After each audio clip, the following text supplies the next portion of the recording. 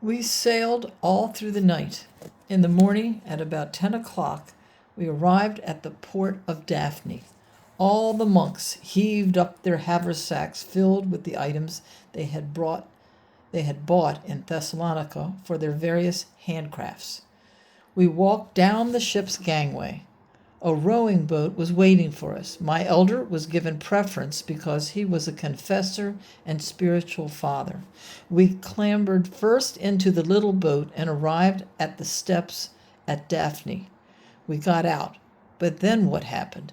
The elder distanced himself a little from me to find a spot to lay down his haversack, and at that moment a tall guard, dressed in his white kilted skirt and crowned with his red fez and black tassel, grabbed hold of me and threw me back into the boat just as it was about to set out again to fetch more monks. "What business do you have here?" he shouted. "Children aren't allowed. Get back to the boat. Off you go." I started to cry. The boat began to pull out. At that moment, however, my elder noticed what was happening, and he ran, shouting, "Stop! Bring the boy back. He's mine." The boat rowed back, and I was freed. Then the guard said to him, what at that time the guards wore white kilts and a red fez. Sterling fellows. They were present everywhere at all official ceremonies. "Father," said the guard, "you're not allowed to take the boy with you." "I've no choice but to take him. He's my nephew," said the elder.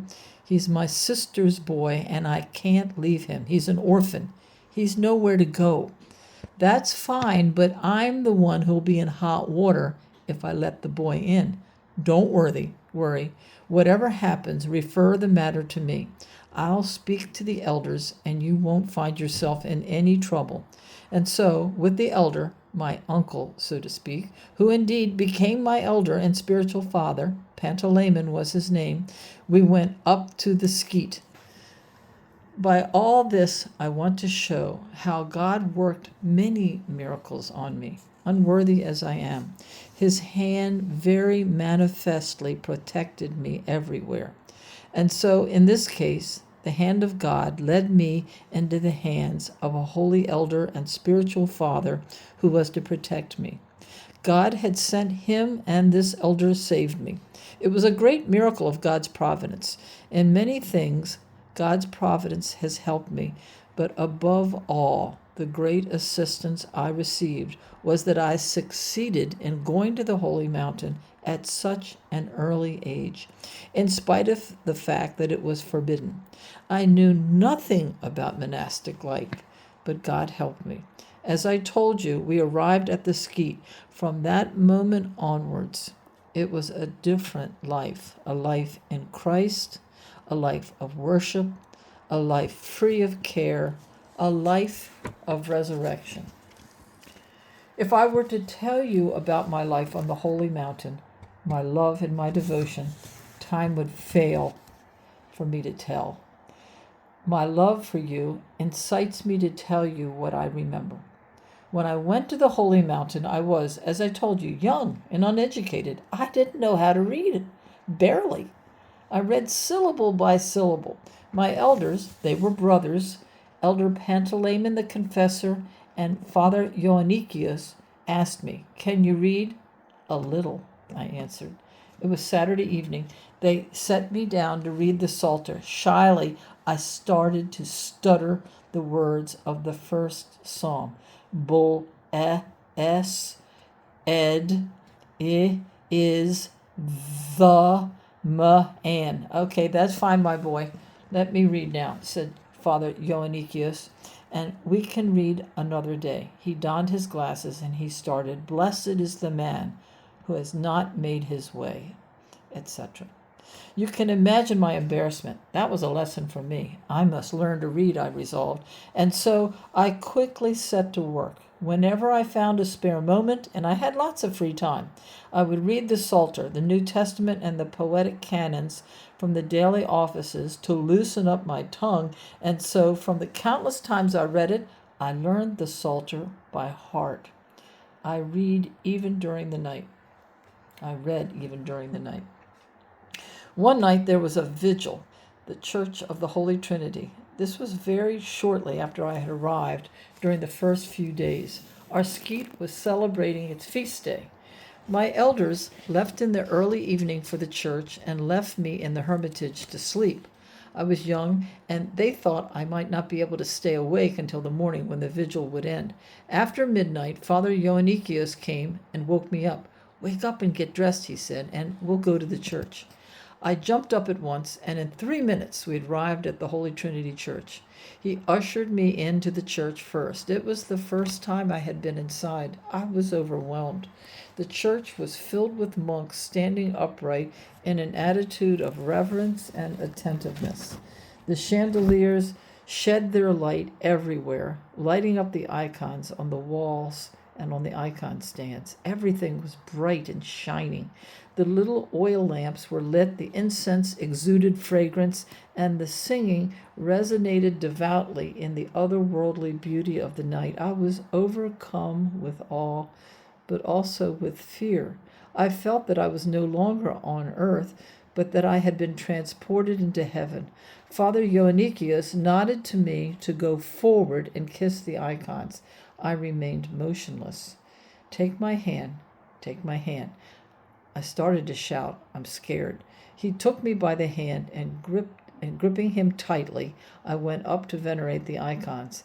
It was my first experience. It was engraved on my innermost soul. I will never forget it. I was very happy and enthusiastic about my life there. In the beginning, however, I went through a period of temptation. I started to think about my parents. I felt sorely for them. I was pained that they didn't know where I was. I thought also about a cousin of my own age. I developed a desire to go to my village for a little and to bring my cousin to the Holy Mountain so that he too could experience this wonderful life. I felt that I had an obligation to bring him to Christ. I didn't say anything, however, to my elder, and so I started to lose my appetite for food. My face grew pale, and I became melancholy.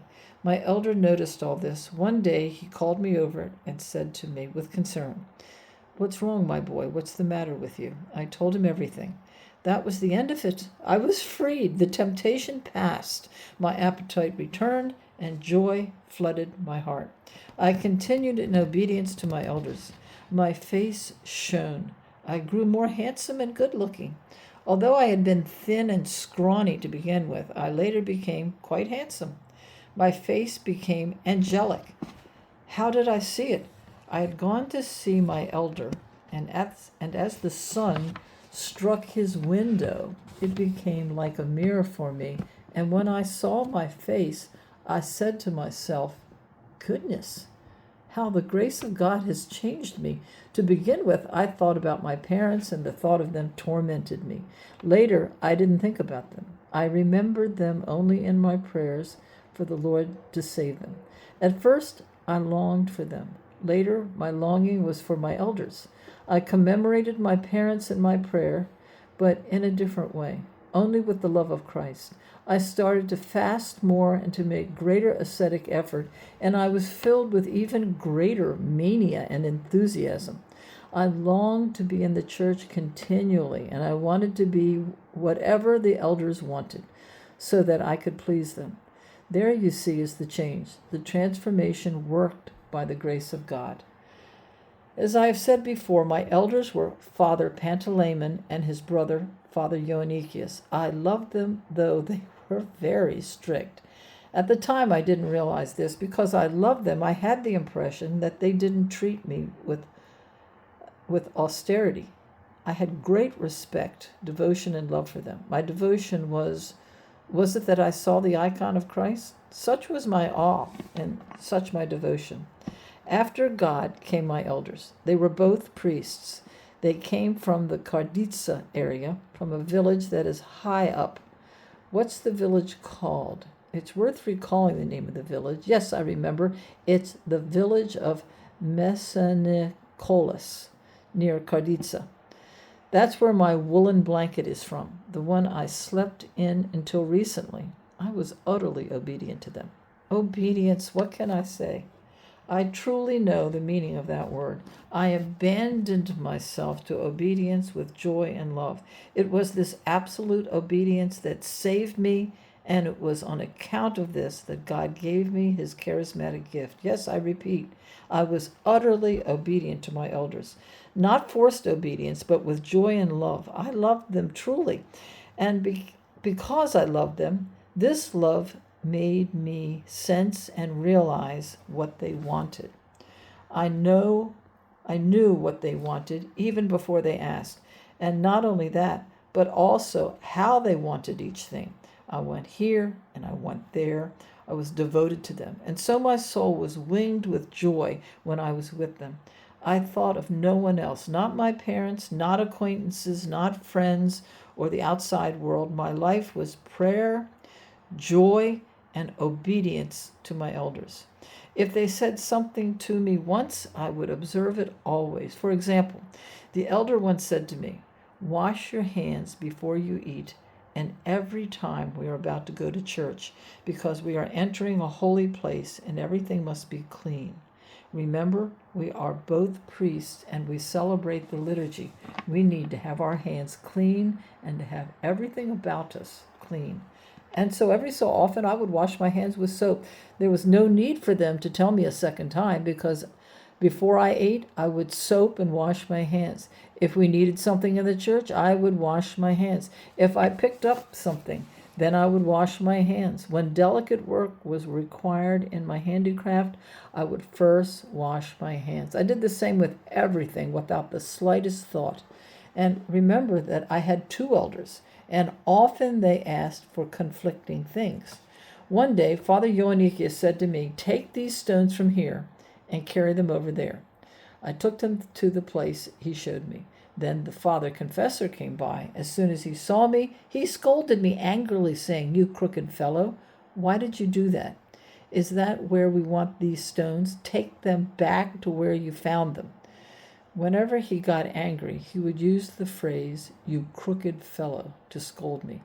The next day, Father Ioannikius passed by. He saw the stones in their original place, and he fumed at me, saying, "Didn't I tell you to take the stones over there?" I hung my head and blushed. I made a penitent bow before him and said, "Forgive me, elder. I had carried almost all of them over there, but the other elders saw me and said, 'Take them back where you found them. That's where we need them.' And so I took them back." Father Ioannikius said not a word. They did things like this to me often, but I never suspected anything. I didn't think, "Are you doing this to me to test me?" I never discerned. However, they were testing me. But even if they were testing me, things occurred so naturally that I never realized it. That's important, because if someone knows he's being tested, he can do even the hardest of tasks to show that he's being obedient. But if he is unaware that someone is testing him, and indeed sees that person agitated and angry, then he can't avoid reaching and thinking, "Look at that now. Has this man been a monk here for all these years, and yet he still cannot control his anger? Can this be possible? Can a monk be irascible and pray?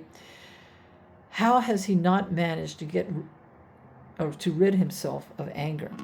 These men are very imperfect," etc. At all events, I didn't think in this way, nor did I know whether they were testing me. On the contrary, I took great delight in these incidents because I loved them. But they too had great love for me, even if they didn't openly display it. I loved both my elders, but I leaned particularly for support on the one who was my spiritual father, Elder Pantaleimon. Just as David says, "My soul has stuck fast behind you. Your right hand has supported me." So my own soul stuck fast to my elder. This is quite true, and my heart was with his heart. I watched him, I sensed him. He took me out and went to the Kyriakon, and from there we went out to various tasks together. It's incredible how much I sensed him. That sanctifies me greatly. The fact that I stuck to him like a leech sanctified me. The fact that my heart was glued to his heart worked wonders for me. He was a very great saint. And yet the elder said nothing to me. Not only did he not tell me where he came from, he didn't even tell me his surname. Nothing. He never said in my village or my parents, my brothers. He was always silent and always praying and always meek. If he got angry any time, his anger and everything he said was all pretended, feigned. I loved him, and I believe that through my obedience to him and with my love for him, the grace he possessed visited me and stayed with me. I observed him in order to take something from him, to imitate him. I loved him, I revered him, I looked at him and received benefit. It was enough for me simply to look at him. We would go together on an entire expedition. We would walk up into the mountains to cut oaks. All the way, he would say nothing, not a word. I remember my elders showing me which oaks to cut. As soon as I had cut one, I shouted with delight, "Elder, I've cut it!" He said, "Go there with your saw." I cleared the brushwood round about so I could get in with my saw.